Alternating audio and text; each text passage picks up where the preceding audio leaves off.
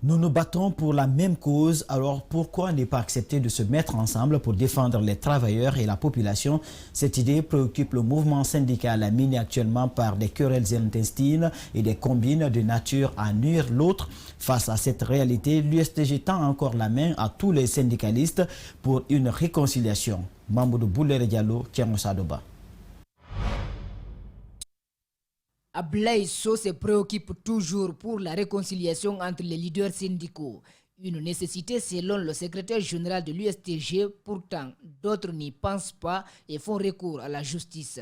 Une justice que ce dernier dénonce.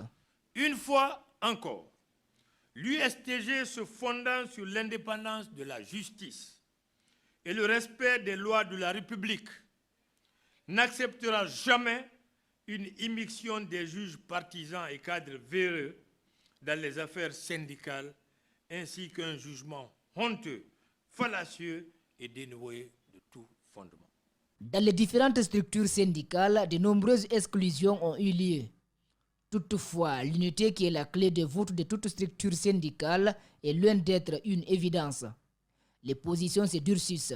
On va vraiment très navré de constater avec regret qu'un syndicat, qu'un mouvement social soit interpellé par rapport à un différend à l'interne. Je veux savoir que ce tribunal qui a attribution de statuer sur des problèmes sociaux du syndicat.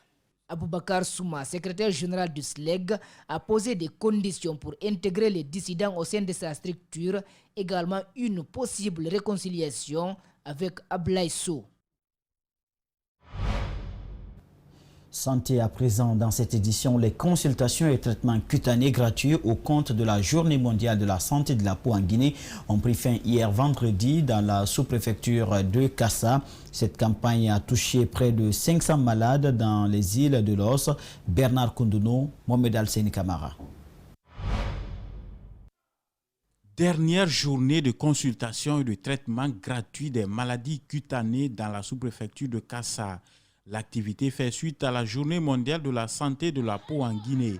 Près de 500 malades ont été consultés et traités gratuitement durant ces 2 jours par des spécialistes de la clinique dermatologique de Nongor en collaboration avec l'université Gamal Abdel Nasser de Conakry. On a décidé non seulement de consulter, de faire la prise en charge et de distribuer les médicaments. C'est ce qu'on a eu à faire.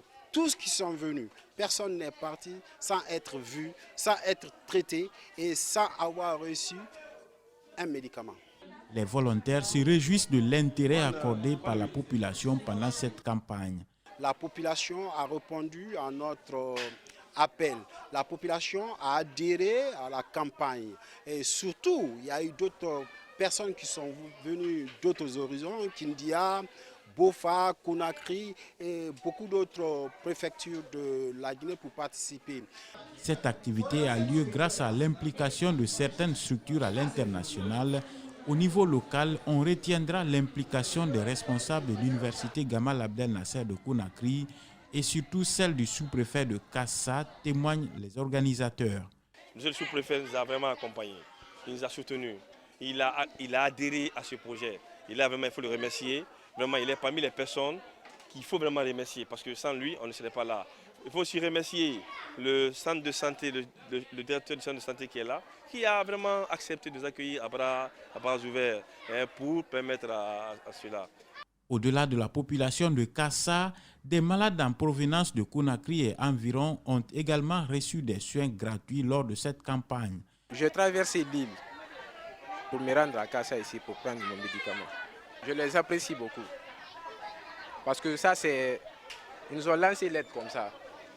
Le médicament que je vois comme ça, les boutons là, ça défigure le visage. Donc, je les apprécie beaucoup. Une campagne de sensibilisation des riverains des rails de la CBK est en cours. Elle durera 3 semaines et s'étendra de Kaloum à Kouria sur une distance de près de 60 km. Objectif, 0 accident ferroviaire. Cette campagne est menée par des acteurs de la société civile et en partenariat avec la compagnie des bauxites de Kindia. Mamadou Kalisso commente les images d'Ibrahima Souli Kamara. Les voies ferrées sont investis par des marchands ambulants, des piétons, des terrains de jeu, des buvettes et habitations de fortune. Cela crée souvent des accidents ferroviaires entraînant des pertes en vie humaine, des handicaps à vie.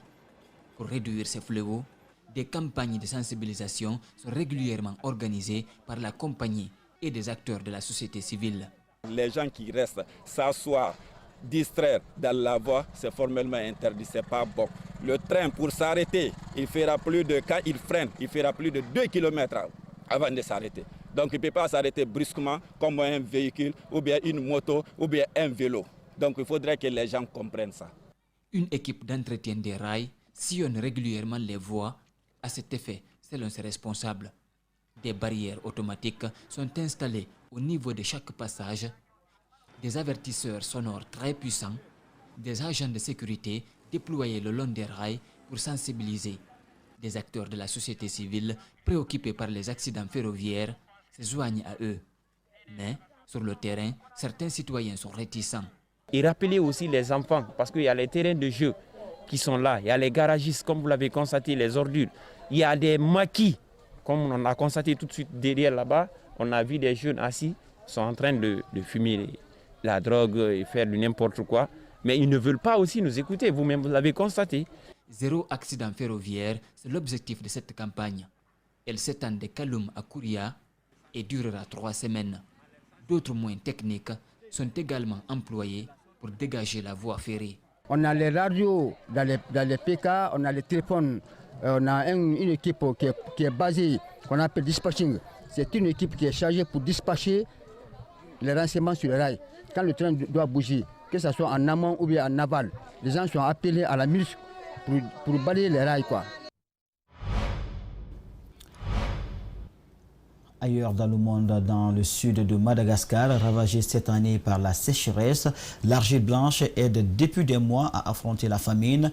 L'aliment principal dans la région aride est le fruit du cactus, mais il souffre maintenant du manque d'eau et ne donne plus de fruits. Sa peau flétrie, fait rarissime, témoigne de la difficulté extrême. C'est un reportage de nos confrères de l'AFP.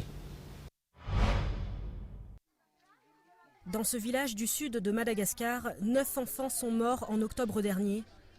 Touaran a perdu 4 de ses 18 enfants en quelques jours. Mes enfants, ils n'ont pas mangé pendant 3 jours et ils sont morts. Parce que moi, leur mère, je n'ai pas réussi à les nourrir. Je suis sûre que c'est la famine qui les a tués. Ce n'est pas autre chose. Ce n'est pas la maladie, mais le kéré.